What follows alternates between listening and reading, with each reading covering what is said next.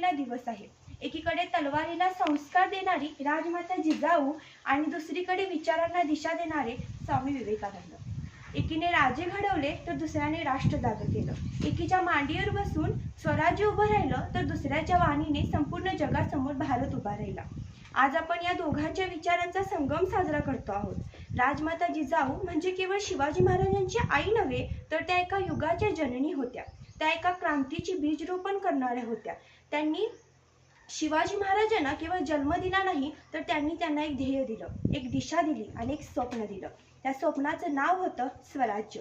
जिजाऊंनी शिवबाला गोष्टी सांगितल्या नाहीत, त्यांनी इतिहास सांगितला। त्यांनी अंगाई गीत गायली नाहीत, त्यांनी स्वप्नांची मशाल पेटवली। त्यांनी आपल्या लेकराला शिकवलं की सत्ता म्हणजे भोग नाही, सत्ता म्हणजे जबाबदारी आहे। त्यांनी शिकवलं की तलवार उगारण्याआधी मन शुद्ध असलं पाहिजे आणि सिंहासनावर बसण्याआधी चारित्र्य उंच असलं पाहिजे। जिजाऊंच्या विचारात मातृत्व होतं, पण ते केवळ भावनिक नव्हतं, ते राष्ट्र निर्माणाचं मातृत्व होतं। त्यांनी शिवाजी महाराजांना सांगितलं, माझा मुलगा होणं ही तुझी ओळख नाही, माझ्या मातीतला राजा होणं ही तुझी ओळख आहे। त्यांनी त्यांना लहानपणी समजावलं की अन्याय सहन करणं ही कमजोरी आहे आणि अन्यायाविरुद्ध उभं राहणं हीच खरी शक्ती आहे। जिजाऊंनी शिवाजी महाराजांच्या मनात जे पेरलं ते केवळ राज्य नव्हतं, ते मूल्य होतं, ते ध्येय होतं, ते राष्ट्रप्रेम होतं। आणि दुसरीकडे स्वामी विवेकानंद, ज्यांनी संपूर्ण जगाला भारताची ओळख करून दिली, ज्यांनी भारत म्हणजे केवळ गरिबांचा देश नाही, तर विचारांचा महासागर आहे हे दाखवून दिलं। ज्यांनी सांगितलं, उठा, जागे व्हा आणि ध्येय गाठेपर्यंत थांबू नका। हा केवळ नारा नव्हता, हा जीवनाचा मंत्र होता। विवेकानंदांनी सांगितलं की माणसाची खरी ताकद त्यांच्या बाह्य शक्तीत नाही, तर त्याच्या अंतःकरणात आहे। त्यांनी शिकवलं की आत्मविश्वास हा सर्वात मोठा धर्म आहे आणि आत्मविश्वास हरवणं ही सर्वात मोठं पाप आहे। जिजाऊ आणि विवेकानंद हे दोघे वेगळ्या काळात जन्मले, पण त्यांचं ध्येय एकच होतं, भारत घडवणं। जिजाऊंनी तलवारीच्या धारेवर स्वराज्य घडवलं आणि विवेकानंदांनी विचारांच्या तेजावर भारताचं भविष्य घडवलं। जिजाऊंनी सांगितलं की राजा घडवायचा असेल तर आधी माणूस घडवावा लागतो आणि विवेकानंदांनी सांगितलं की राष्ट्र घडवायचं असेल तर आधी व्यक्तिमत्व घडावं लागतं।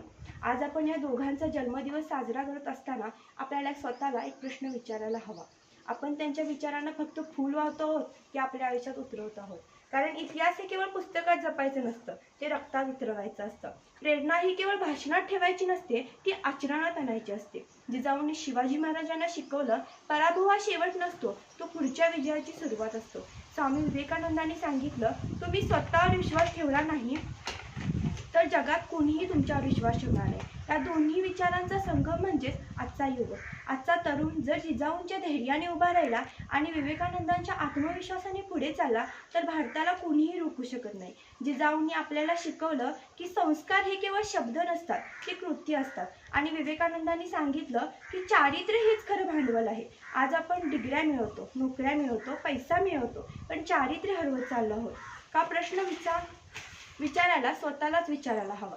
कारण राष्ट्र फक्त अर्थव्यवस्थेवर उभं राहत नाही, ते मूल्यांवर उभं राहतं। म्हणूनच आजच्या सर्व विद्यार्थ्यांना म्हणेन की तुमच्या सानूल्या डोळ्यात शिवरायांचे स्वप्न असावे, तुमच्या सानूल्या डोळ्यात शिवरायांचे स्वप्न असावे। ज्ञानाच्या गरुड भरारीतून भारतभूमीचे संरक्षण व्हावे, ज्ञानाच्या गरुड भरारीतून भारतभूमीचे संरक्षण व्हावे।